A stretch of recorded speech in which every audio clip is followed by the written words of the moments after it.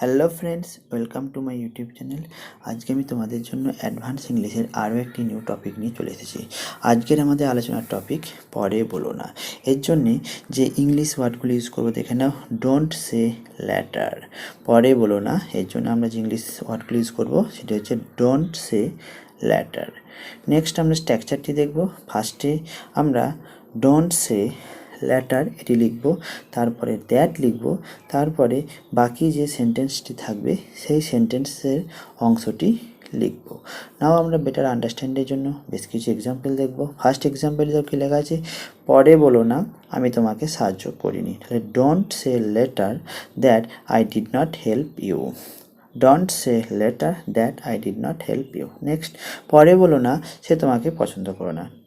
Don't say later that he does not love you. Don't say later that he does not love you. Next, পরে বলো না আমি কাজটা করব না।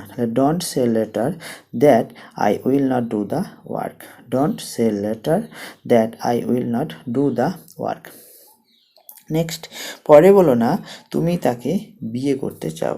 Don't say later that you want to get married him. Don't say later that you want to get married him. Friends, আশা করি তোমরা এই কয়েকটি এক্সাম্পলের মাধ্যমে আজকের আমাদের বিষয়টি ভালোভাবে বুঝতে পেরেছো। সবাইকে অসংখ্য ধন্যবাদ ভিডিওটি দেখার জন্য।